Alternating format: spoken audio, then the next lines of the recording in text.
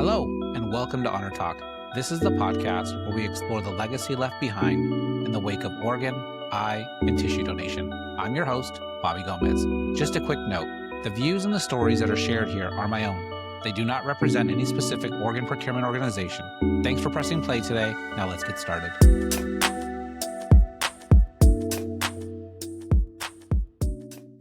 All right. So Bobby, listen, when we talked about this episode, I was a little worried because the subject matter kind of scares me. I knew immediately when I heard our next guest story, when she was speaking and I heard what she had to share about her son, I was really scared by it because it didn't make sense. And when I came to you, I always come to you when I'm looking for better logic. And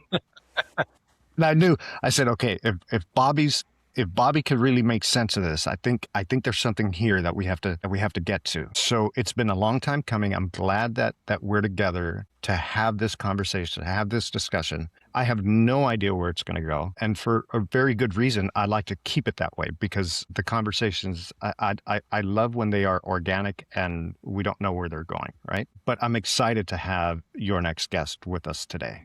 Me too. I really appreciate you coming to the lives. You know, I think the insight that you bring to the community is you come with a different perspective. And I think that's a perspective that's 100% valid and needs to be heard. As much as there's beauty in donation, it's not always puppies and sunshine.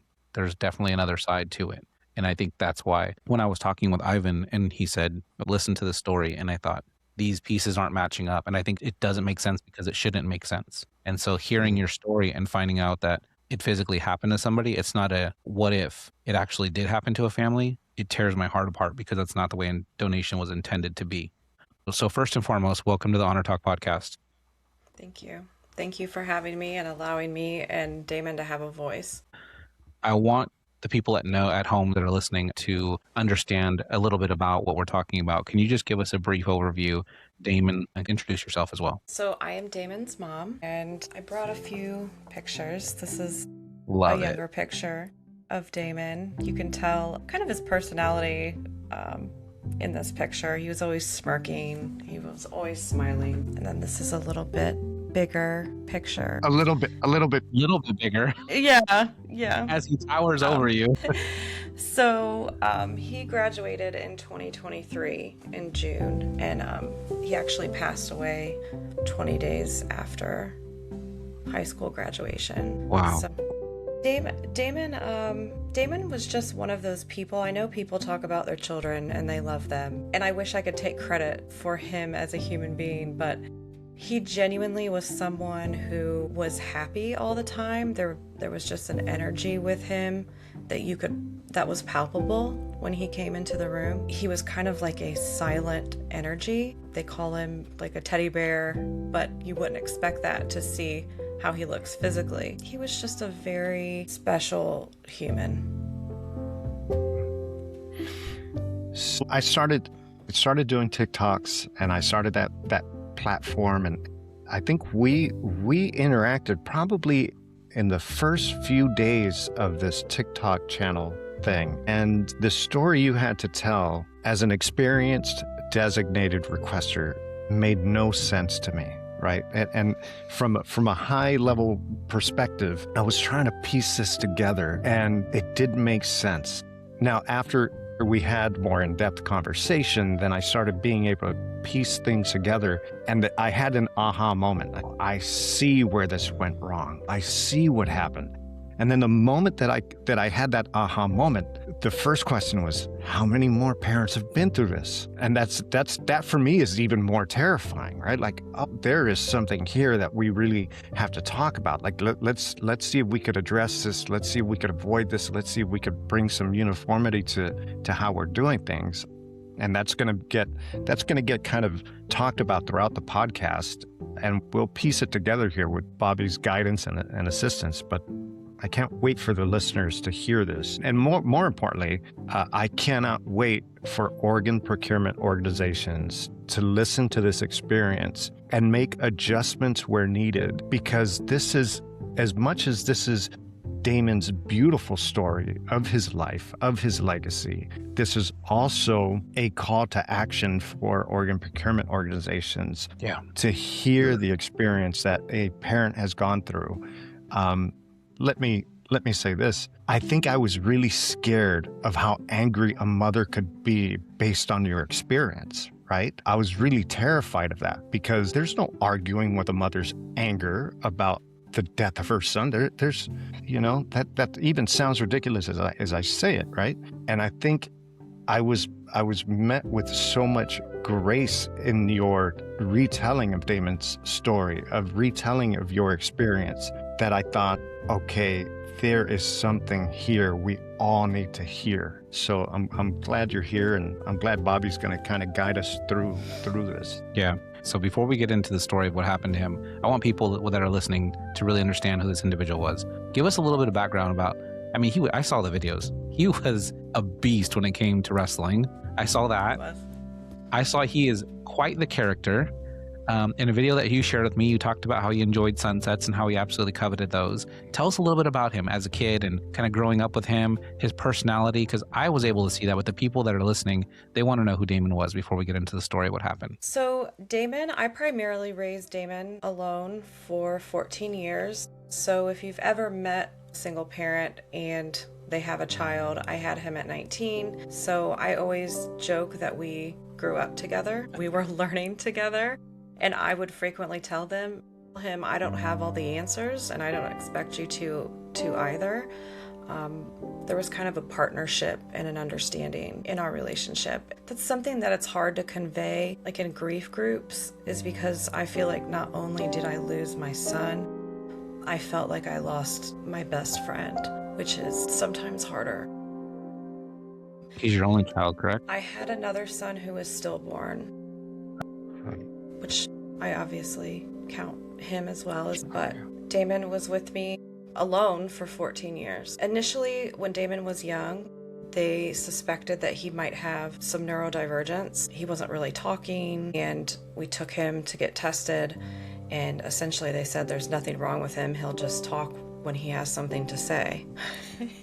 And he did learn differently. Damon was just a different type of person altogether. Thankfully, we had teachers in our community that were very receptive to that and allowed him to have special permissions through his IEP. Damon was always active, so he needed to stand. He had a standing desk. When he was in elementary school, he sat on a yoga ball so that he could balance. He could continue to kind of do those ticks. And I always tried to tell him that this is a superpower. This is something that you can use. It's not a deterrent. And him having that energy when he got older, it really benefited him. He only needed half a credit to graduate his senior year.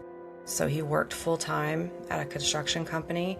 He wrestled. Damon was a big gym rat. He loved to go to the gym. And there was a group of kids in our community who expressed that they didn't feel comfortable going to the gym at certain hours because there were people there that maybe would mock them, or they didn't feel like they should be in the gym. So Damon would set an alarm at midnight to get up and go meet these kids in the gym to help them become strong. He was a protector. He was. And that was evident when he passed away. There's 6 or 7 people were saying, that's my best friend. Damon was my best friend. And I realize, like, when people die, there is an urge to have a connection to that person. But every single one of these people truly felt like Damon was their best friend, because sometimes that was the only person that was supporting them. And coincidentally, these, what I consider children that are now 21 years old, are some of my biggest supporters. And that's because of Damon. Now, in every picture and every video that you have shared, he had a level of pizzazz. He had a level of panache, that certain thing. There was something about him.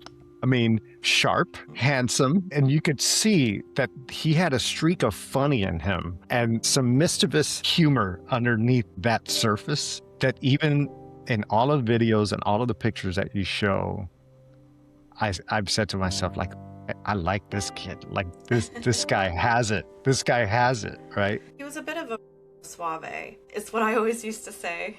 is that he was not afraid to talk to anyone, and he liked to dance, and he wasn't embarrassed. He just kind of had that fun-loving energy. I think I told you guys this before, but in middle school, he had a joke book, and he wanted to tell jokes to people all day, to students, to teachers, almost to the point where it was becoming disruptive because they're saying, we have to focus on what we're doing. But they loved that he was doing that. So as a compromise, they allowed Damon during morning announcements to come when they did the announcements in the morning to do a Damon joke of the day so that everyone in the school heard it, with the deal that he was not to continue cracking jokes the rest of the day. So, Oh my God. I thought that was pretty awesome. They allowed him to do that. First off, he was a stand-up comedian before he knew he was a stand-up comedian. And clearly who he was and how he was living his life, the world was accepting how he was coming to it, right? So as I'm learning more and more about him, the more and more unfair it feels to us that he's not with us, right? Like, Sure. this is... He definitely cared about his health and his physical well-being. Mhm. So he and I share a birthday. So some of this may be a Scorpio thing that's going on, because I could see and identify a lot of the things that he was doing. Like, oh yeah, I could vibe with that. I see what's going on. So it's funny that you mentioned that about Scorpio, because his nickname in wrestling, they called him Big Scorpio. So See? that was his wrestling handle that his coach gave for him, was Big Scorpio. My God, he was the class clown. They had to rein it in. He had some sweet, sweet dance skills too. I saw that. He did. Yes, he loved to dance, and I don't know if this will make the cut, but he came home one day and he said to me, "Mom, do you know how to crip walk?" Sea walk. And I said, "Why, yes, I do." Stop it. So he didn't believe me, and I showed him that I could do it. And you should have seen the look of bewilderment on his face. And he starts calling all his friends like, "My mom used to be in a gang." Oh, God. Don't tell people that. It was a cultural Yeah, you're not. experience. We So this is what- were all sea walking. So when you share with us that Damon was your best friend, this is in all aspects of life, right? I mean, not many of us are able to have that type of conversation with our mom, right? I never came home and asked my mom if she could crip walk. So clearly your relationship with Damon, an only son, and raising him and being the ever constant in each other's lives, I could hear how the best friend and that relationship is developed, right? Clearly. Yeah. Sure. We were partners in life, Let's get into the day that changed everything. I want to take you back, and this is just going to be a short journey, okay? Because I don't want to live and dwell in this area for too long. So tell us a little bit about what happened and what that day looked like. Damon passed away June 24th of 2023. And like I said, he had just graduated high school. He had worked for a special building project group and had got his home remodeling license through the vocational school that he went to. So he was shadowing a real estate agent that we work with and had enrolled into real estate school. So we had planned with a group of friends to go to Costa Rica. We were looking to find a place in Costa Rica that we could start up like a retreat, like a healing center. And Damon has traveled with us internationally before. He made the decision 2 days before the trip was supposed to be over. Me and my husband went to a national park that was in Costa Rica, and there's no cell phone service there. You're basically in the rainforest, essentially. And I look back on that day because I've seen some of the most beautiful lands I've ever seen in my life. To be able to walk through a rainforest, and it was raining, so we didn't see a single person the entire time we were there. And as it got dark, we started to leave, and immediately when I started to get cell phone reception, I was getting calls, just back-to-back calls and messages. The first call that I answered was from a community member. I actually didn't know her in real life. Her name's Katie, and she passed the site where my son got into an accident. And she was able to call me and say, there was an accident. It looks pretty bad. So immediately we get in the car. If you've never been to Costa Rica, the travel there can be somewhat difficult. So we were in and out of phone reception trying to get back to the house that we were located. So at this point, we hadn't really known anything. So we got back to the house. It was me and my husband, and we were waiting to hear the status of what was going on. My parents were going to the hospital, and I don't know if it was a family member or who contacted my best friend who I was on the trip. And she came out and she was the one who told me that Damon had passed.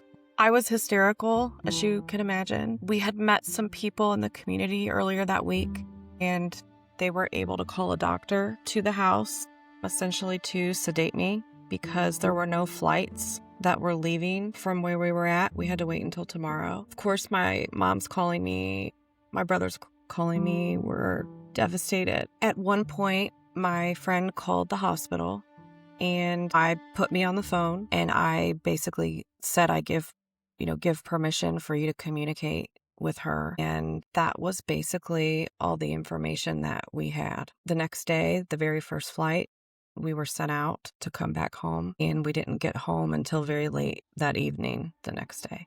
Yeah. No. Just to clarify for those that are listening, when you found out that Damon had passed, you were still in Costa Rica.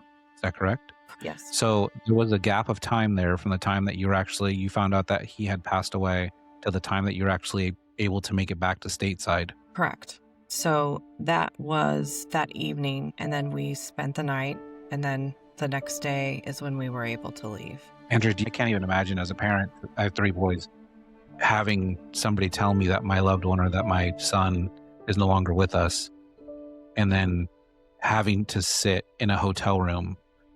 That had to have been torture. What was that like? This is probably one of the parents' worst nightmares, to find out why you're not able to be there. What was that like? When I look back on it, it's almost like I have an omniscient point of view. It's like I'm out of body and I'm watching myself experience this.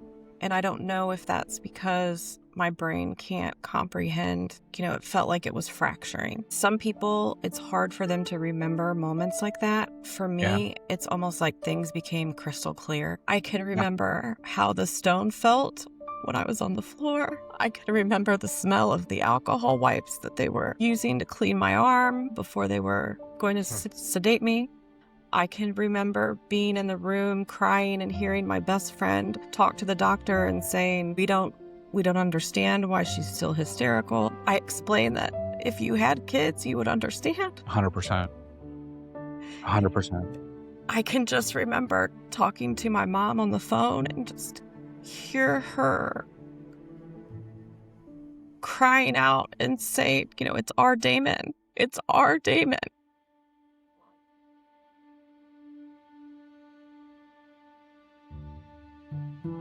Tell me, you finally were able to get to the hospital. Was he still at the hospital? Where did you eventually end up being able to see him? So I actually never did get to see him. We were told that he had an autopsy. At the time, I really didn't question that. So when we got to the funeral home, it would have been like the day after we arrived. It just seemed like it went really fast. And when we got to the funeral home is where I learned that Damon had been through a procurement and that there wasn't, that he had had an autopsy. When I got to the funeral home, the only thing that they gave me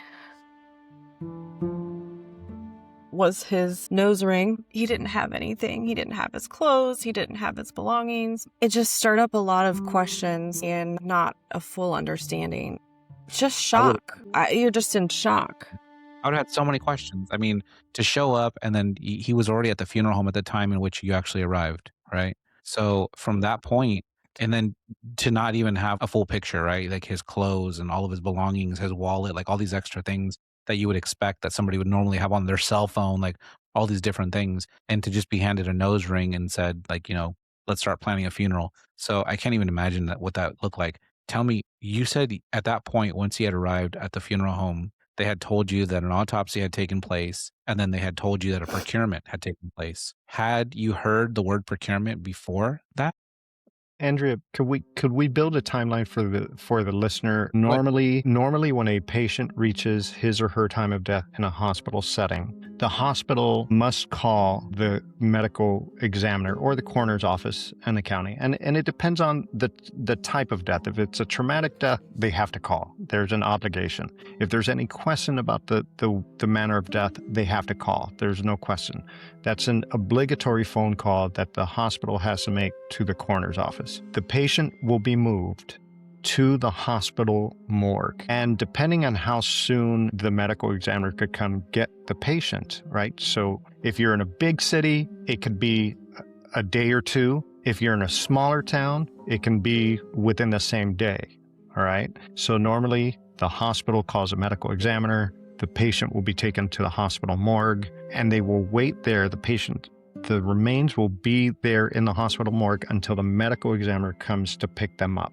Okay. The autopsy, how long an autopsy takes, is going to be dependent on how busy the coroner is, how big of a city that the coroner is in, because that will have an impact on how many autopsies they're doing, and that will really give us the timeline of when things are occurring. Now, within that process, if someone is a tissue donor, tissue donation can be done either at the host hospital or at a different facility, depending on the organ procurement organization. And I want to stop right there so that we can continue with the story. I learned later was that Damon left the hospital, went to a procurement center in Columbus, Ohio, and then from there, he went to Montgomery County because we do not have a forensic pathologist in our county. So they have a contract for their autopsies to be done there. So from there is then when he came back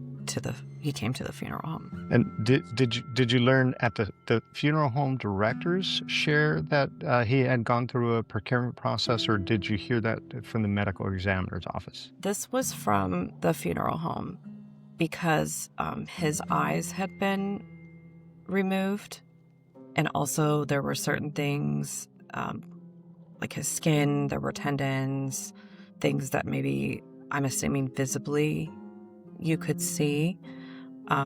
And in combination with him having an autopsy, I'm familiar with looking at autopsies. You know, they had taken things like his brain to weigh it and that sort of thing. And I didn't really get an explanation much from the funeral home outside of that, which maybe it's not necessarily their responsibility to do that. But in my mind, I believed that Damon's appearance was going to be very much altered. And because of his vanity, or whatever you want to call it, I made the decision to have him cremated because I did not want the people that loved him to see him look differently. And I don't think he would have wanted that either.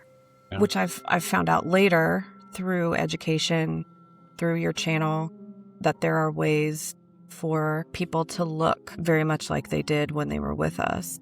But hearing all these things in my mind, I didn't know the difference. So I did not go and see Damon. When somebody undergoes the donation process, whether it be for eye or for tissue, you can work with the funeral home directors in the funeral home to make sure that they can honor your wishes as a family to be able to have an open casket, or they can utilize prosthetics or different things. If there is a globe recovery, which is the entire eye, they can actually put a prosthetic back in place. Globe recoveries are pretty rare to do a full globe recovery. Cornea recovery, isolated cornea is probably more often than not what happens.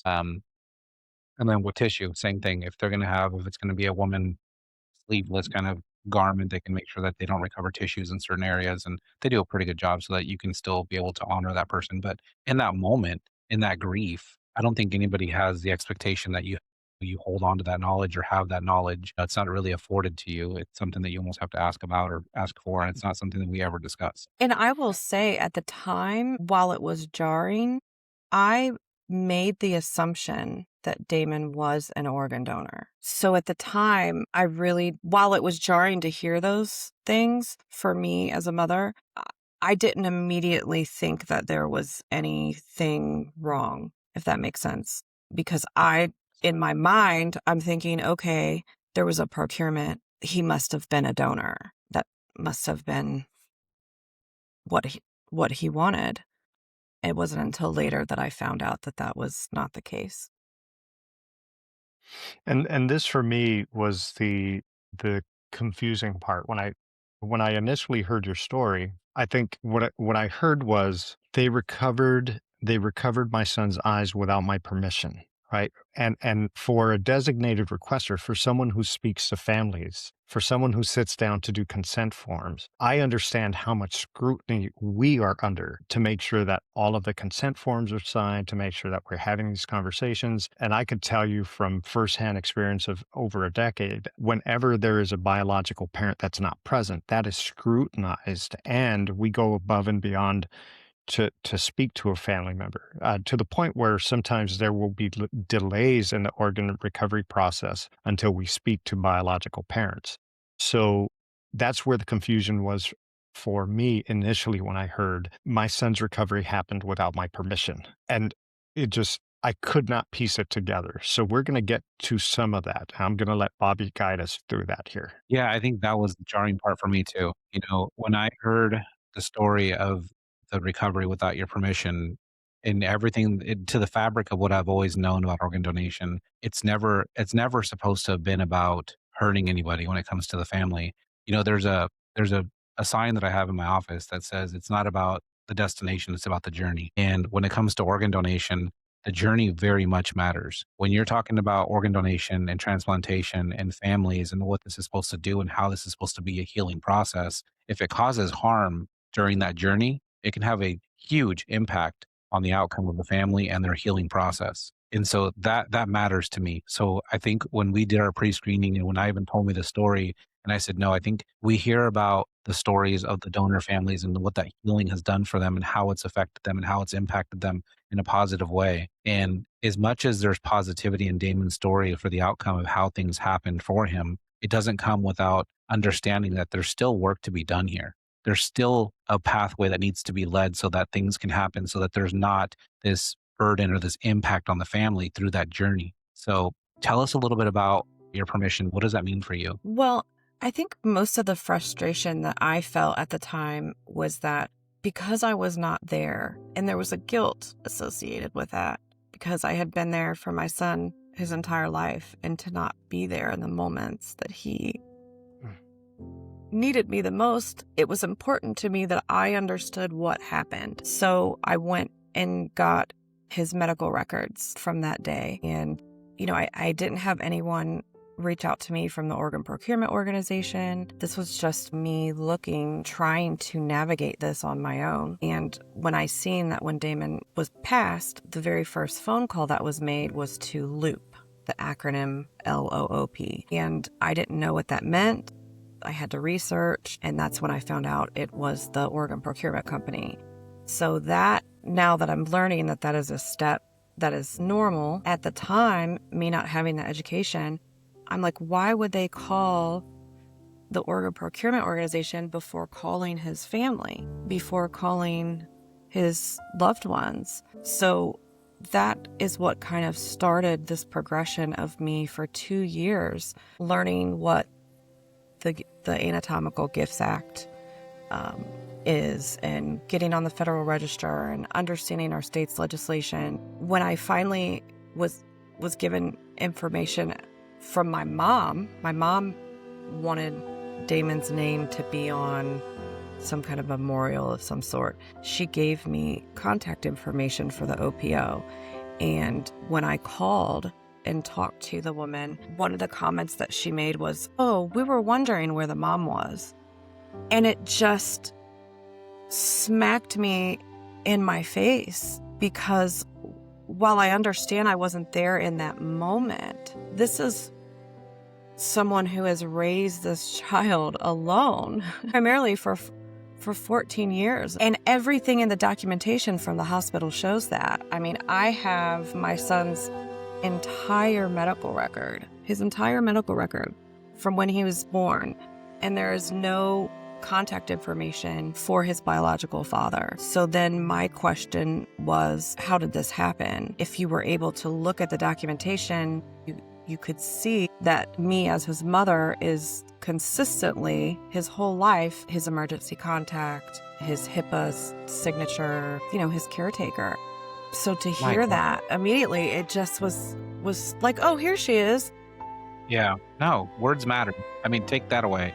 Nothing else. Words matter. When you're speaking to somebody, if you're in an OPO world or you're in healthcare and someone's calling you about their loved one who's passed, probably not the first words that should be out of your mouth is we are wondering where you are. And to give grace, if there's any to be given at all, who knows if this person was new? Who knows if, what they'd actually read? We don't know exactly what the pieces of paper that they were looking at were. For all we know, maybe the piece of paper said estranged mother, have not had any contact, and that's wrong. Obviously that's wrong. We know that to be wrong. But words, oh my God, do words matter? And any idea, OPOs are pretty good at being investigators and figuring out who the family is, who all of the key players are.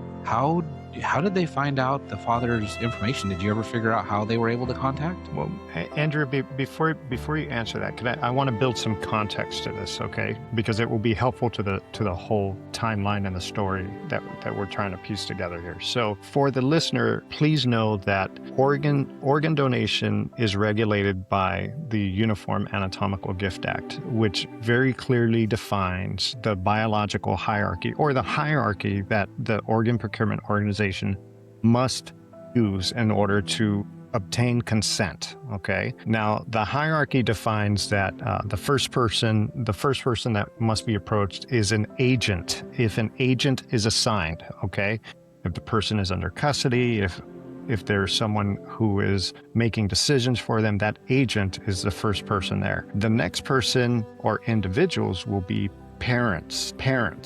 Biological parents, and biological parents must be in agreement. Okay. Now, there are few instances where this hierarchy gets broken down. All right. And I'm going to give one example. If a biological parent is not present, the Uniform Anatomical Gift Act says that the organ procurement organization must do their best to make contact with both biological parents. There must be a diligent search, right? Now, diligent search is not fully defined on what a diligent search is. For some organ procurement organizations throughout the country, it's a number of phone calls. For some organ procurement organizations, it's detective level searching for a parent. Okay. Yeah, a period of time. Now, the also. and a period of time isn't defined either, right? Yeah. So the catch here is, how in depth is the diligent search for a parent? How much time are you going to spend looking for a parent? Okay. And that is not uniform across the country. I've worked for several OPOs, and I know very well that some OPOs go really deep and some OPOs say, no, we don't do that. We make a few phone calls and that's enough. And then if you cannot find one of the parents, the parent or the decision maker, right, they will become what is known as reasonably unavailable. And once you become reasonably unavailable and you can document that the person is reasonably unavailable, they have to move on to the next person. Now, if a patient is ventilated, the organ procurement organization has a luxury of time behind them, because the patient is ventilated, he or she could be protected in the sense of the ability to give the gift of life. And so the OPO has a little bit more time, but that's very different when the patient is moved to the morgue. That timeline goes away, and there is a deeper urgency for the organ procurement organization because they don't have a lot of time to be able to recover tissue. And that's one of the reasons why the hospitals must call the organ procurement team within 60 minutes of the patient's death. Okay. So I'm going to stop right there, and then let's see where this goes. So the question was asked, how did they get a hold of the biodad? Do you have any idea how they were able to contact the biodad, or how did that come into play? Do we know? So I still don't have an answer to that question. I started asking the OPO questions, like I wanted a copy of the authorization form that was signed because I didn't see it. And there was kind of some pushback. So I eventually had to, you know, and this is a lesson that I try to impart on parents is that when your child turns 18, even if they live with you, they are legally an adult. So if you don't have a will, if they don't have a will set up or anything of that nature, from the perspective of the state, is that we have equal rights being biological parents. So I actually had to go to probate court to become Damon, essentially, from a legal perspective. It's called letters of authority, just to be able to request certain information to get an understanding of what happened, because the OPO was mostly referring back to his biological father because he signed it, but not understanding that I too should have this information. I too need to understand what's going on. But essentially, the OPO blames the hospital and the hospital blames the OPO. There's no documentation that I have found that shows that the hospital contacted him. He could have just showed up through social media or whatever. I do have documentation that no IDs were looked at or taken.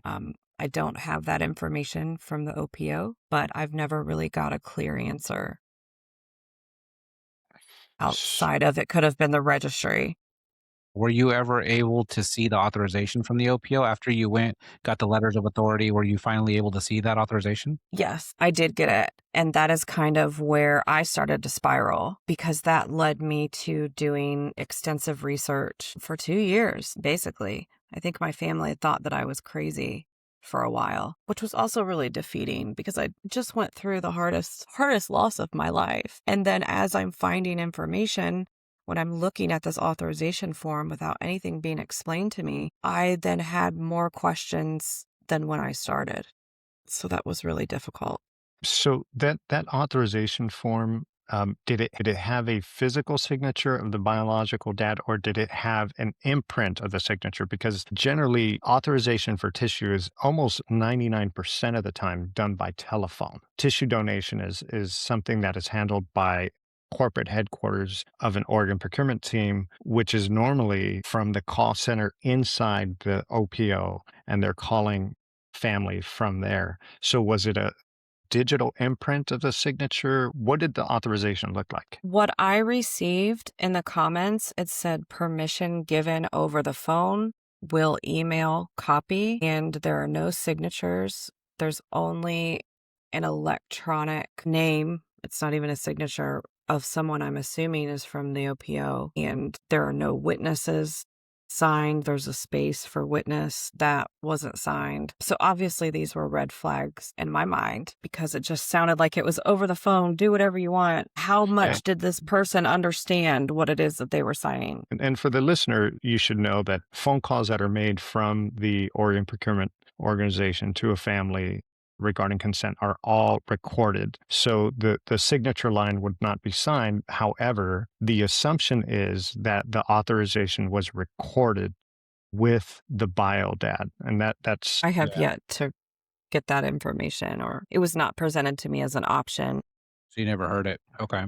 I mean, had this outside the decision, and we know a little bit about, at least where this decision came from, had there ever been any discussions between you and Damon about organ donation or transplantation? Had he ever voiced to you that he wanted to be an organ donor or anything like that? We had conversations in the past, and he was kind of on the fence about it, and it sounded like he leaned towards wanting to help, but that he'd also cared about his appearance, which I think is pretty fair for an 18-year-old good-looking man. But ultimately, I felt like that was a decision that he had to make.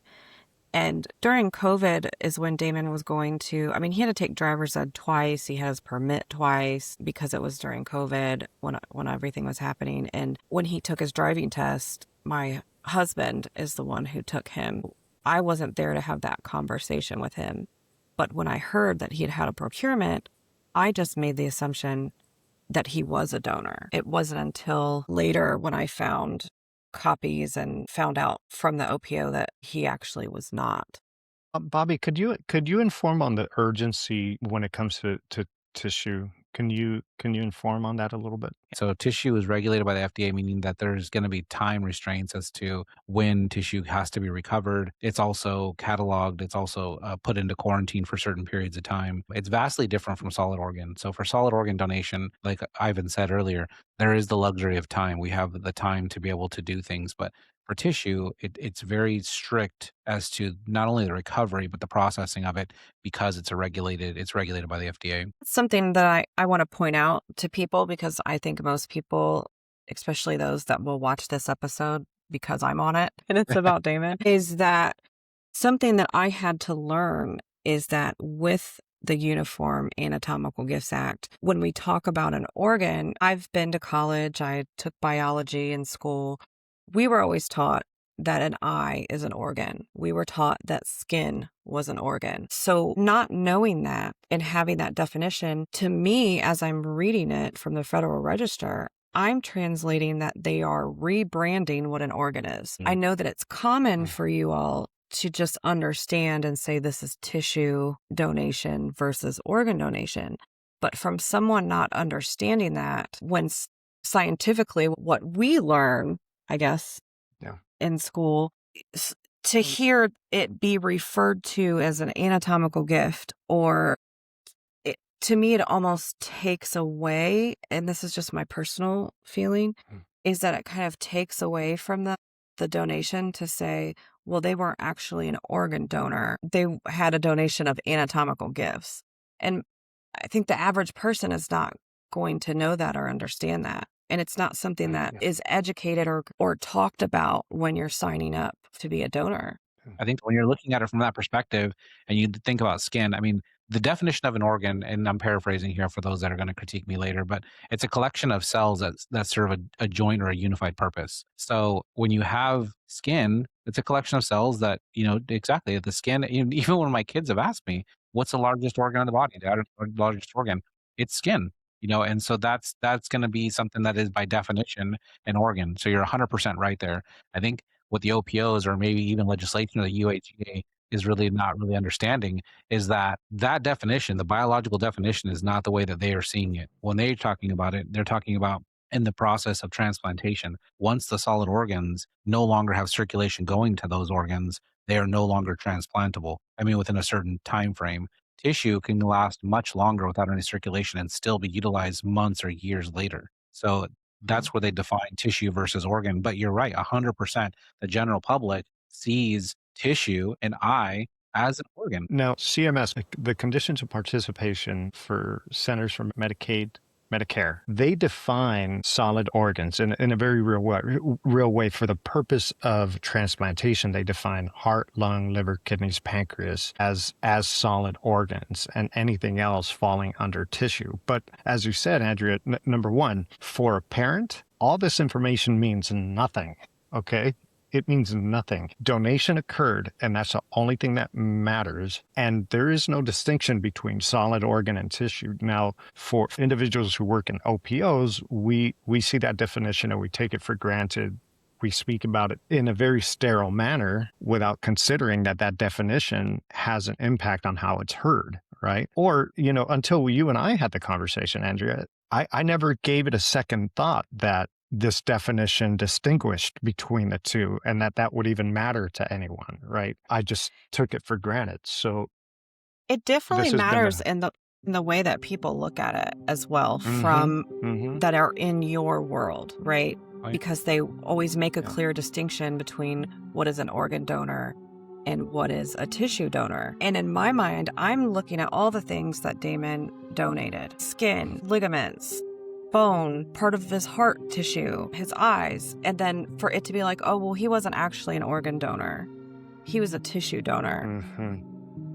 And while I understand an organ is a life-saving, like if you do not get an organ, it's life-saving, and that you're looking at tissue and eyes as an enhancement. There were two different gentlemen in Argentina that are now able to see because of my son's donation. And while it may not have been life-saving, imagine the impact that has in someone's life.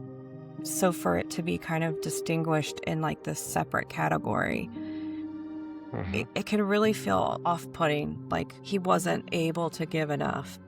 And I would even say, Andrea, that the recovery of the heart for the I was just valves, gonna say that is that. life, that is life saving. That Yeah. heart valve is saving a life. And I think through conversations that we have had with you, it's very clear to Bobby and I, like, there is another level of appreciation and understanding of the way that we're honoring tissue donors, because at every moment, at every step of the journey, when someone is able to save and heal lives, all of it should be honored and respected in an equal manner, right? Yep. So it's been a gift that you have given us to light the fire for us as well in the conversations that we have and the way that we are exchanging information. So, all right, so BioDad presumably has had some telephone discussion with the OPO, presumably has been the person to give the recording, and until we heard that, none of this made sense. Let's pick up from there. You know, something I think is worth mentioning is you had the most knowledge of anybody in this world of what Damon would have wanted or would not have wanted. And going through these conversations and having these discussions with him, going back, let's just go back. If we could rewind time and that question was posed to you, what do you think he would have wanted? I mean, especially now, I mean, hindsight being 2020 and having all the knowledge that you have now in an unfortunate manner to have gained it over 2 years, you know, beat down doors and go to court and do all these things to be able to get the information, knowing what you know now. If you could rewind time and they pose that question to you, knowing everything you know, what would you think? From the perspective of Damon, I don't want to answer that because I truly don't know. And that is how I have parented Damon the majority of his life, is by giving him the information and allowing him to make the choices for himself. And whatever it was that he wanted to do, I would have respected that. Also, with me being uninformed, I imagine my child was uninformed. So for me, being a part of your channel, being able to become educated from caring individuals that care about the families, I can look at it from a different perspective. I do still have some issues that I would not want to participate in, but knowing that I can be a donor and pick and choose the things that I'm willing to agree to is very empowering, because everyone should have dignity and autonomy in their death. And I don't think that should have changed with my son just because he was 18.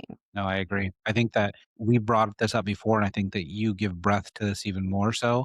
But blanket authorization, you know, especially when you're going to the Department of Motor Vehicles and just checking the box. I mean, I've had conversations with medical professionals. I've had conversations with physicians who said, I'm a donor. And it almost makes me cringe a little bit inside when I say, do you know what that means? And they go, that I'm going to save lives through giving my organs. And they stop and they put a period at the end of that sentence. And I'm like, that's not where it ends. Like it doesn't stop there. In Damon's case, same thing. It's organ, eyes, tissues, it's research, it's education. Now, nobody's saying, I'm not saying go and take yourself off the registry. What I'm saying is there's other ways to make your wishes known. There's other ways for you to go and visit the registry itself and choose and pick and choose for yourself what it is that you want done for yourself. Everybody's story is going to be different. Everybody's going to have a reason, the rationale behind either body integrity or whatever the case may be. Go ahead, Ivan. Well, Bobby, I love that you're saying this. I love that you're saying it. And I love that Andrea can share that, she knows now that she can pick and choose, right? But part of the problem is most of our society doesn't know that, right? And most of our society doesn't know that. And that's the reason why the podcast, the Oh reason yeah. why this live TikTok thing, so that we can have this kind of conversation, so that people can become aware of how much they could actually choose. It's not just a yes and no answer. You can say no to tissue and yes to organ, or no to organ and yes to tissue, or vice versa. You can identify what it is that you're comfortable with and not comfortable with. And the problem for me is, why don't we know this? Like, our society deserves to have this. If we are going to increase the number of lives saved and healed through donation, our public needs to hear this, right? And even more importantly, for me, OPOs need to hear the impact that not knowing has on the families that we're in service to, right? In our screening call, Andrea, our screening call, I think the most heartbreaking thing for me in all of this, right? In all of this, because I never got to know Damon. I never knew him. So I can lament his loss as a member of our society. I can feel like, man, this world would be an even better place with him in it. I can make those statements, but I can't truly feel, right, his loss in the way that a mom would or a relative would. But what I can feel is how hurtful it is to be in a room with a mom who years later is still trying to piece this story together. And when Bobby and I are having a conversation with you, I said in our screening call, Andrea, what we are doing, this is actually what a donation discussion is. And the idea that you're receiving a donation discussion a few years down the road, that for me was heartbreaking because you've been carrying this, not knowing these questions, pieced together information by your own wherewithal. You went above and beyond what most human beings would do to try to delve into this subject matter. And that for me, Bobby, was like, man, how could this happen? Here we are 2 years later. We're having a donation discussion with a mom who's still trying to piece this story together. And It that's what shouldn't was be that way. It extremely shouldn't be that way. heartbreaking. We sat on the phone for 2 hours having a very thorough discussion. That should have been afforded to you long ago. The opportunity to be able to ask and have your questions answered, regardless whether you were the authorizing party or you were not the author, you're the parent, period. You're the parent, and you were the primary parent. So to come to the table and say, "Listen, I just want answers about my baby. Can I just have answers?" It didn't take but 2 hours to sit down and be able to get a lot of those discussions out. I mean, it's beyond me why that didn't happen, and I don't know that I'll ever understand, or do I really want to understand, because I hope that that never happens again. And truly, it's already hard enough to lose a child. Like, I don't want to invalidate loss from others, but to lose a child is an insurmountable loss that cannot be in any way put into words or linguistics. And on top of losing and processing that I lost Damon, I felt like the more I asked questions and the answer I received, there was like pushback, almost as if I don't know if they thought I'm trying to sue or what, but when I push and then I get letters saying, your son's eyes went to Argentina, I was in shock. Why would they be in Argentina? So I thought, well, maybe there's something, medically wrong with them. Verified that there wasn't. Well, it came from the Ohio Lions Eye Club. So I'm thinking in my head, why would his eyes be shipped to Argentina? It is just unnecessary additional stress and grief put on a mother who's already dealing with the worst case scenario that any parent can go through. I mean, I had charts up on my wall. I was studying, learning everything that I could, and that I should have been grieving. And instead, I was trying to understand how this happened and why it could happen.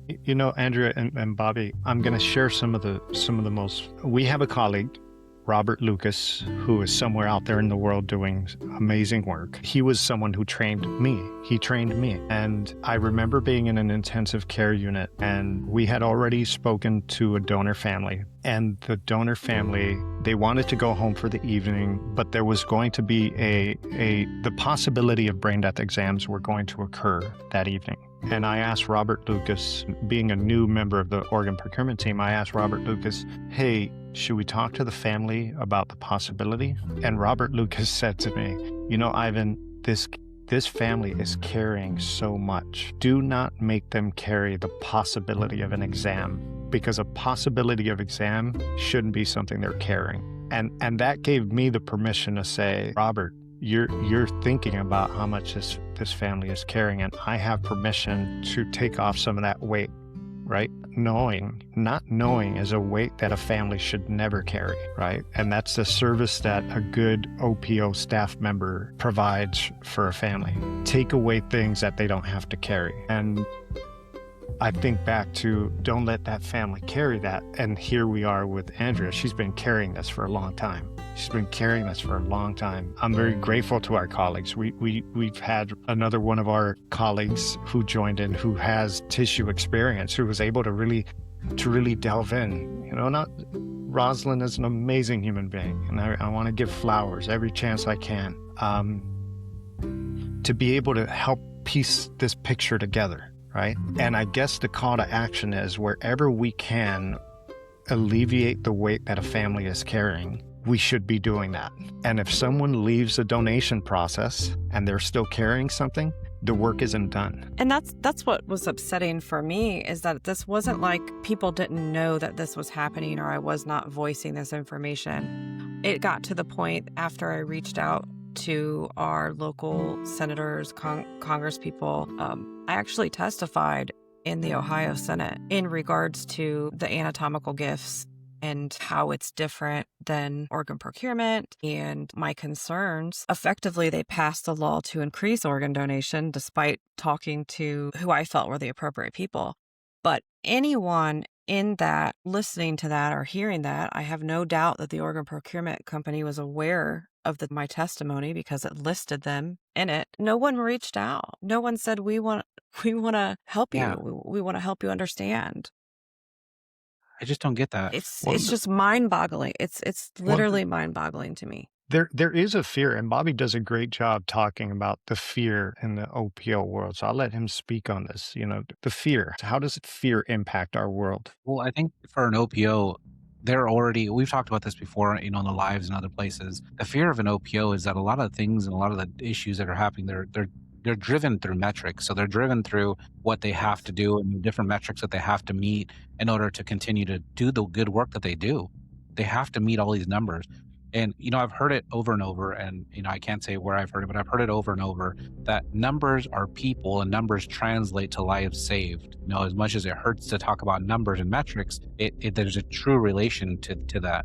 Sometimes it's lost on the OPOs to some degree because they're trying to make things happen. They're trying to make lives saved, but there's this real fear of not continuing to be able to do the work that they do. And sometimes some of the stuff that happens are the transplant center. Some of these things are being pushed down and the public gets a glance at, this method or this issue has happened, and it's not a product of the OPO. The OPO had nothing to do with it. It's something that the transplant center has done, but nobody goes, that transplant center. They go, well, it has to do with organs, so it's got to be an organ procurement organization that must have messed this up. And so they take a lot. They take a lot on. And so when you see some of these things that happen, like for example, I'll give you like your case, for example, the blanket authorization that's out there, that blanket authorization is not put out there by the OPO.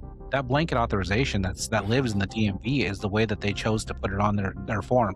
It's a matter of working with them and making that happen and making that perspective. But when we come to this type of a scenario and we're talking about it, people will wag their finger and go, well, the OPO needs to do a better job of it's a collaborative effort to make sure that these things happen. And they're, for fear of being put into a bad light, being put in front of legislation, for fear of being on the media in a bad way, they recluse and they say, well, we don't want to talk about it. We don't want to go there. We don't want to be in the light. And that's where Ivan and this podcast and the lives come into play, is because I think we're going the wrong way. I think OPOs are going the wrong way.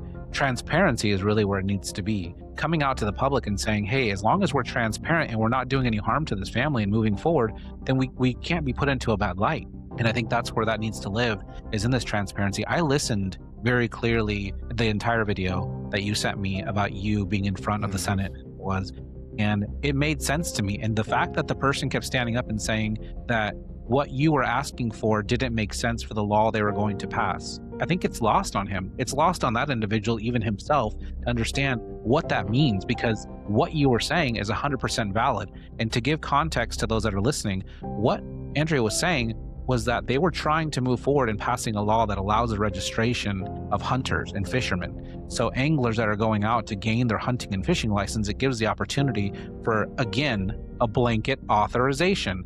What we're trying to say, or what she was trying to paint the picture of, is, hey, if you're going to open this pathway for anglers and hunters to register, can you do me a favor? Can you maybe tell the angler, can you maybe tell the fisherman what they're signing up for? Can you give them a little bit of more insight as to organ and tissue and the research and the education? Because in no point, in no aspect of our life, do we actually say, yep, just sign me up. There's no point. Everything else has disclaimers. Everything else has the fine print. Put it out. Why is it so hard to just put that on there? It doesn't make any sense. And for those that are listening, and they can probably hear it in my voice because it makes me upset, we should not be having a family that has to come on here and say, it took me 2 years to get answers about one checkbox, about one authorization. That's not right. That's not how this is supposed to be done. So with that, Bobby, and I'm going to hand this over to Andrea because I want to transition here. Andrea, the fear that I had was, a mother's anger. I had that fear, right? Like, man, I don't know what to do with that. I had that fear. Now, can I stop you? Because it's not anger, yes. It's love. It's love for my child. Okay. Now, and so you see, now from an uninformed place, right? Myself, from an uninformed place, I was scared of the wrong thing, even that, right? And that puts me squarely into the way that the OPO is looking at it. We're scared of the wrong thing. So here's I want to make a statement, and I know that OPOs are going to feel this statement. You are well within your right, Andrea, to be an angry mother at how this has all happened. And I do not know that I will ever understand how, I don't even know how to say it. How are you not adversarial to the concept of donation, right? As a parent of two, I don't know that I would have the grace to approach it from the place that you approach it. And I think that that's why you're on the show, because there's so much for us to learn from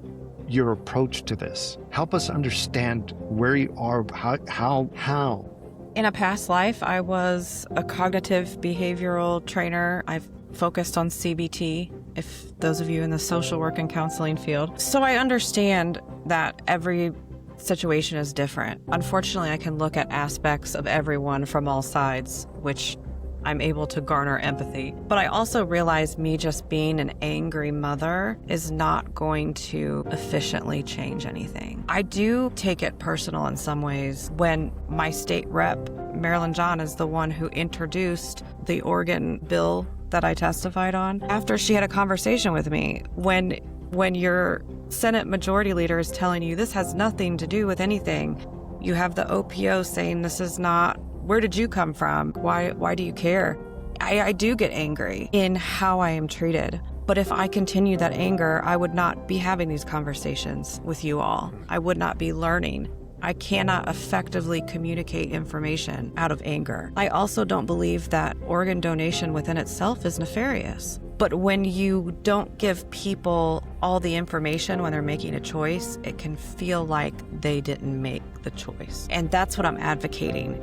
I'm not advocating for organ donation to be completely stopped. I'm advocating for there to be a transparency. And I agree, from the people that I've spoken with, they would agree with that statement. I think that's why we decided to take this on. When Ivan told me this story, and we were having a discussion about this, and he was telling me all of these things that have transpired and how they all came to be. And just to walk through the story, mother on vacation, son is in a catastrophic vehicle accident. The decision-making powers were taken away from her. They go to the bio dad, who really, as far as we know, was not really involved in his life, is now making the decisions, one of the biggest decisions of his life. And then if we were just to stop the story there, and he says she wants to tell her story, and I was able to paint the picture moving forward, it wouldn't be this. It wouldn't be this. And so I was scared, like, what is this woman going to come to the table with? And you just said the exact term, that you don't believe that organ procurement organizations are nefarious, but you do believe that there should be more transparency and more communication to the general public. And that is where the beauty in this is because for those that are listening, the OPOs that are out there listening, and to those that in healthcare, transparency matters. Transparency matters. It 100% matters. You're hearing it now. She wasn't asking for the world. She didn't want to sit in the room. We've had families that say, I want to see post-procurement. I want to be in the OR. These aren't unreasonable requests. This is a mother of a child who's just saying, can you just tell me how we got to here? That's it. I want to know the journey in which we've traveled and how we have made it to this destination, please. And the work that you've done in going out is not out. It's not unreasonable again. I mean, going out and having these conversations with legislation in the Senate to ask about transparency, I think we're long overdue for that. There's also people that it affects that you may not even be aware of. For example, I've been to multiple DMVs talking to the supervisors and showing them the authorization form, and them telling me this is the first time that they've ever seen it, and them asking questions, what does this mean when this is able to go to a for-profit agency. And now there's also, they've expressed some guilt, and I've been asking people this and getting them to sign up, and I don't even really understand what it is that I'm asking. So even when it comes to staff in these, who are essentially asking the question, they feel like they were asking a question without having the information themselves. I've heard DMV just overhearing at a window, and of course the question comes up, do you want to register? And the person says, what does this mean? And they go, well, if you want to register to do your organs, like, just check that box. And I had one time where I was at a DMV and I asked the lady, just trying to be novice, I don't know anything about organ donation, and I said, if I'm a registered donor and I check the box no, does that remove me from the registry? And she said yes. And that's not true. That's not true at all. I found that out as well. So I want to take a second. If you are listening to this, I want to make this extremely clear to every single listener, OPO, regular public member out there listening. The goal that I have is to increase the number of lives saved through organ and tissue donation. Okay, that's my goal. That's the entire goal of the channel. That's why I want to do the podcast. That's why I want to speak to Andrea and everyone. That's the entire goal. And I do not believe that transparency and that mission are at odds. I think it's just the opposite. The more information we can get out there, the more comfortable people will become with the idea of helping someone else. I happen to have good faith in our humanity that if we are given the right information, that we will be able to say, you know what, if I can, I want to help another person, right? And it's time to start dispelling a lot of this nonsensical fear from the OPO world and start having this type of conversation. And there's also, I believe, a disconnect between like Donate Life and the OPOs in that, when you go into the DMV, you see all this information of Donate Life. And I think sometimes they paint this best case scenario, beautiful picture that if your loved one is a donor, everything is going to be used and you're going to be able to meet the people who were the recipients. And that's not always the case. And we have to be realistic with that. What's the likelihood of me being able to go to Argentina? What is the likelihood of me being able to even communicate with this person? And something that the iBank said, well, can't you just be happy knowing that someone that you helped, 2 people with sight? And I'm like, you're missing the point. You're missing the point is that that's not what I believe the general public envisions, because you don't necessarily hear those stories. So it's not that I have an issue. I loved that he was able to help 2 gentlemen in Argentina, but it just makes it that much more of a stab almost is that you have that hope you're going to be able to look at the eyes of your child again through the lens of another human. It's a lot harder when they're not in a place that's easily accessible or that you could communicate with. Has the donation process afforded you any kind of solace in any of this? I'll be honest, the most solace that I have received has been having conversations with the both of you. I'm still working on that. It's very helpful to hear people who are on the waiting list, who are potential recipients, and understanding their story and what they're going through, because they're fighting battles that are different than mine, but they're still fighting battles. And it helps me understand what they're going through. And I hope that they can understand where I'm coming from as well. And I feel like in our community, it's been well received, and I'm very thankful for that. Andrea, I feel like my life's purpose is to be of service to families who are losing their loved ones in critical care settings. And much more, I think part of my purpose is to save and heal lives, right? That Servare Vitas means to save lives, and I have that tattooed on my leg, right? Like you're talking to a true believer of the process. When we started the channel and when we started doing these lives, I had no idea that part of my mission would be to pivot and to have this type of interaction with individuals in our community who are carrying things that we were unaware of. We had no idea that we were going to open up a space where recipients, OPO staff members, ambassadors, we had no idea, right? You are the first deep connection that I have had as a result of our efforts on TikTok and our results, you are the first person. And I am so grateful that you were the first person, because it really turns up the volume on the necessity for this to exist. Because you have been present in the lives, in the conversations, in our dialogues, it has allowed other people to say, hey, me too. I want to have a story to tell. And what a gift beyond the gift that Damon has been able to give this world. What a gift you are as his mother to other individuals that are on this path, and to other individuals that have been inspired to speak up on their experience, right? So I want to thank you for that. Thank you. I want to thank you. That for means that. a lot to me. Evan pretty much said it best there, but I will say that you're definitely the light when it comes to not only opening my eyes, opening Ivan's eyes, now going to be stretched much farther and beyond into the OPO world, to just be able to show what needs to happen. And my call to action for those OPOs that are out there, it's time for the OPO world to start getting comfortable with being uncomfortable. Transparency is key. Those that are listening, I mean, what is it that you are hoping you could, if this world was yours and you could just go in and they gave you a pen and said, make legislation yours, what needs to happen? What is, in just the clearest form, what needs to happen? What I have seen is that there is a lot of silos in the process from start to finish. And I see this in legislation quite a bit in general, is that when you're writing legislation, you need to include everyone that's in that process.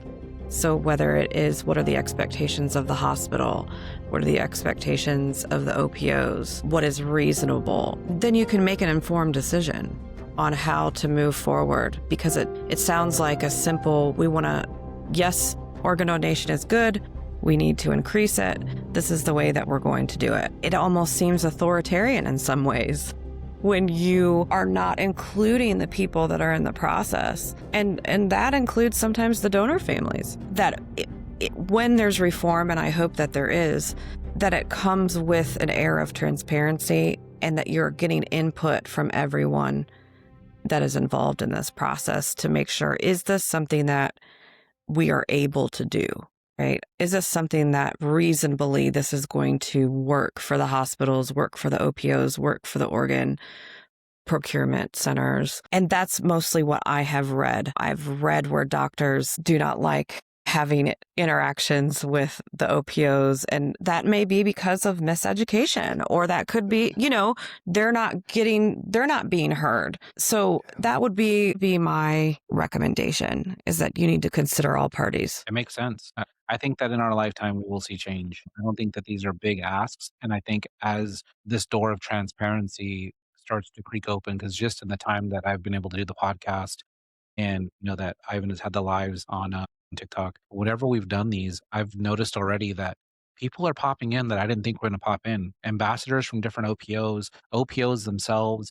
I mean, they're cracking the door open and just kind of going, "Hey, what's going on behind that curtain?" And they're starting to open My that curtain a little bit more. my favorite are the secret accounts who I know.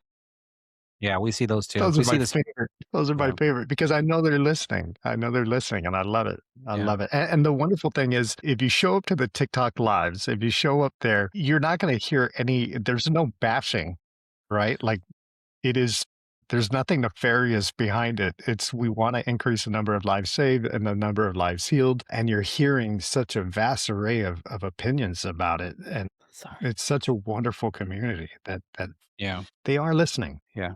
No, for sure they are. I mean, and that's okay. I mean, we want them to listen. We can't harp about transparency and then not be transparent about what we're talking about, right? So we're not hiding anything. So My hope. I know you didn't ask me this, but we need to do this. Listen, where I have been on family teams, I have provided trainings for organ procurement organizations about diligent searches, about finding families, about making contact with families. My ask is, let's focus on that, right? A story here of a mom who was reasonably unavailable because of the distance between her physical being and her son at the hospital. And that term, reasonably unavailable, it is a sharp instrument that we need to define in a better way, that we need to work on as a whole, right? So that we could attempt to avoid this type of thing happening, right? yeah. whatever training you need, whatever it is that we need to do, let's do it because we can do better at avoiding this exact scenario. Would agree. I would argue that I was available, that they had Yes. the ability to contact me, but I understand that that is subjective. I know that you're coming to terms with not only what happened to Damon, but the process in which things were recovered and all that happened and how they transpired. And that's a journey that I'm sure you're on, but it's not a light journey to be taken. And I know that you're still trying to work through what organ donation really means for you or what it's meant for you. And I know that you said it's not nefarious, and it's okay to still be working through the idea of, is it healing? Is it not healing? Like, what does that look like for you? And you don't have to answer that here. That's for you to figure out and what that feels like and what that is going to mean for you, whether that's 1 year from now or 5 years from now. And I think it's going to be an ongoing process. But what I do want to ask you is, if there's a family member out there right now who's listening to this, if there's somebody who is sitting down and they've just been posed with the idea of organ donation for their loved one, do you have any message for them? I would say be your own biggest advocate, that you are allowed to ask questions, that you are entitled to really fully understand the decision that you're making. I think that the more transparency there is and the more education, that when people feel like they're giving a choice, that will actually increase donation.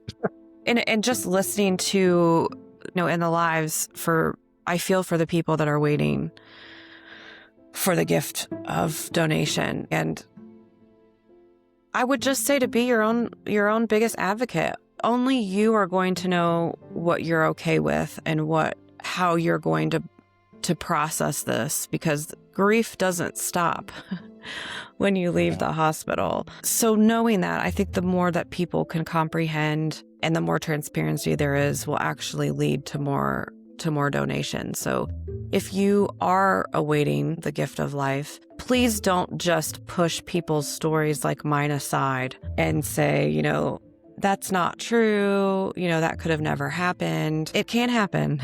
And it does sometimes. And I think if that was acknowledged and we can learn from each other, that's the way forward. That's the way forward in trying to change how this process works to benefit everyone and hopefully increase organ donation or people being open to it. Yeah, I would hope so.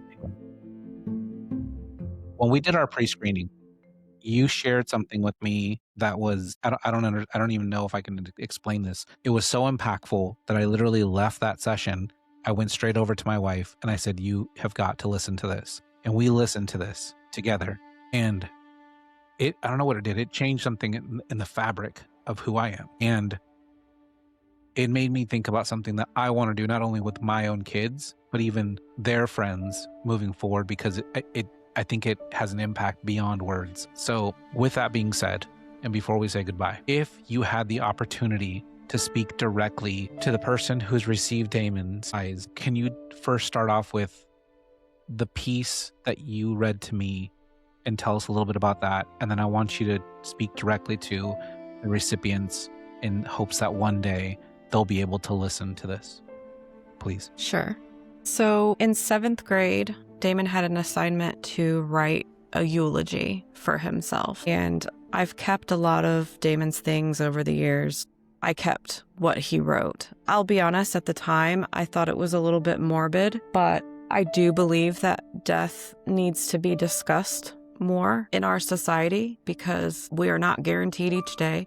And I wanted to read what Damon wrote about himself in 7th grade, so he would have been about 12.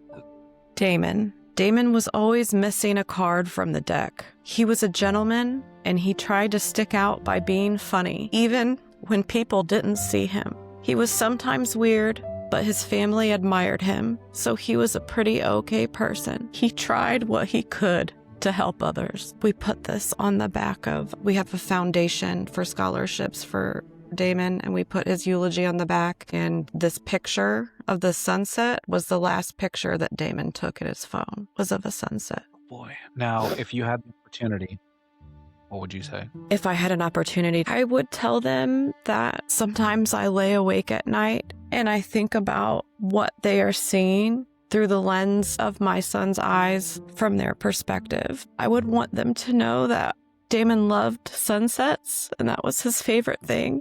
And I like to hope that when they see a beautiful sunset, that there's a part of Damon that also is experiencing that. I would hope that they are thankful for, no matter what the series of events of how they occurred, that they were able to receive this donation and just keep looking for the sky, looking at the sky. I want to extend my deepest gratitude to you, Andrea, for being here on this platform and for sharing Damon's story with us. I think the world is deserving to hear about who he has been, who he continues to be, and how we are going to push his legacy forward whenever we can. So thank you for being here. Andrea, it's beautiful. I want to thank you for being with us today, sharing Damon's story. I know how profound of an impact this has had on you, and I do hope that soon, through your own works, you're able to find some peace in everything that's happened. For those of you that are listening, I did send a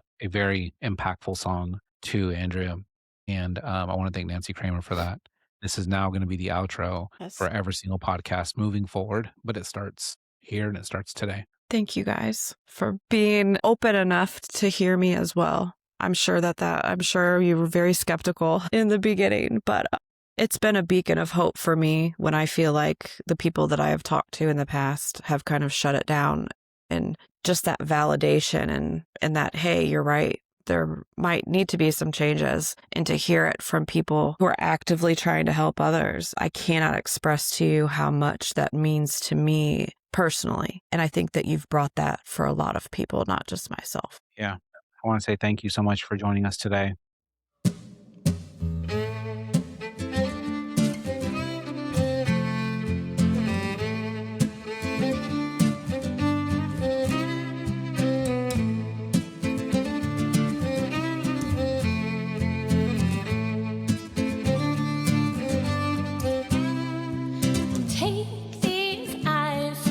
Someone else can see. Remove this heart so in another it can beat. I won't need them where I'm going. River flowing, river flowing. I won't need them where I'm going. Take these pieces you can use.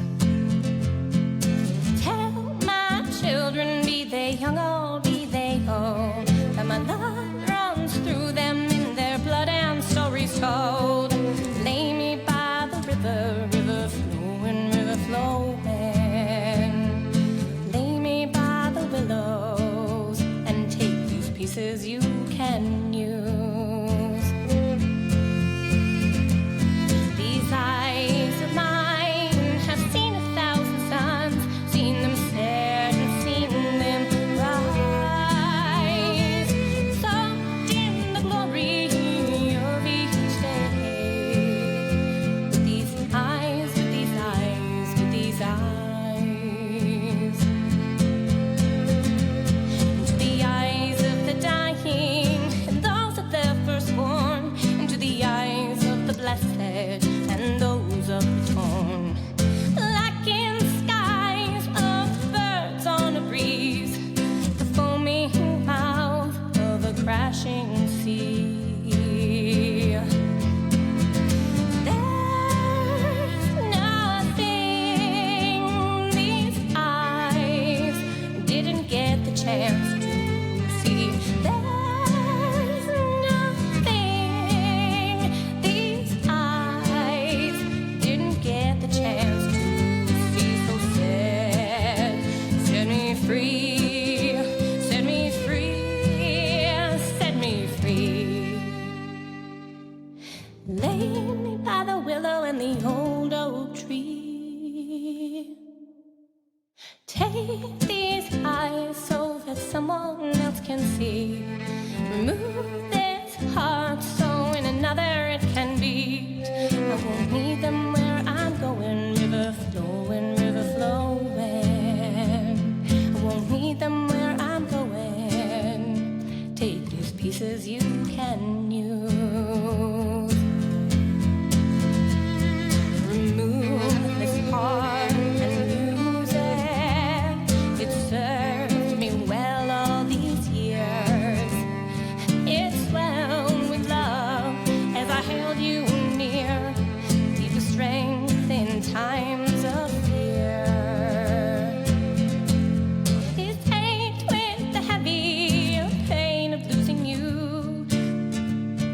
the hurt, just too much to bear.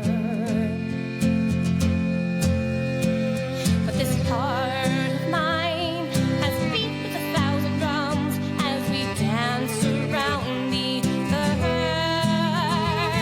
When the lights have come on and the lights have gone out, felt the rhythm long before my birth.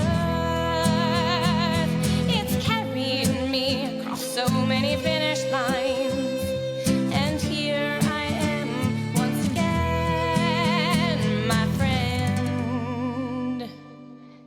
This is not the end. So set me free, set me free, set me free, set me free. Lay me by the willow and the old oak tree. Take these eyes so that someone else can see. Remove this heart so in another it can beat. I won't need them where I'm going. River flowing, river flowing. I won't need them where I'm going. Take these pieces you can use. Set me free.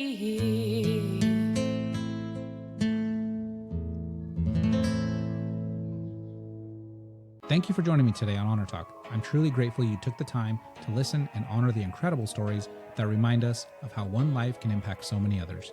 Before you go, be sure to check out the show notes for links, photos, resources, and additional information related to today's episode.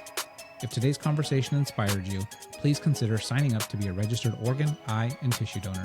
You can learn more and register at registerme.org, because saying yes today could give someone a tomorrow. And if you're a medical professional, a donor family, or even a recipient with a story to share, I'd love to hear from you. Your experiences bring hope, education, and understanding to so many others. Visit us at honortalkpodcast.com or connect with me on Facebook, Instagram, or even by email if you'd like to come on the show and honor your loved one's legacy or even share your journey. I'm Bobby Gomez, and this is Honor Talk, where we honor those who gave, celebrate those who received, and stand strong with those still waiting.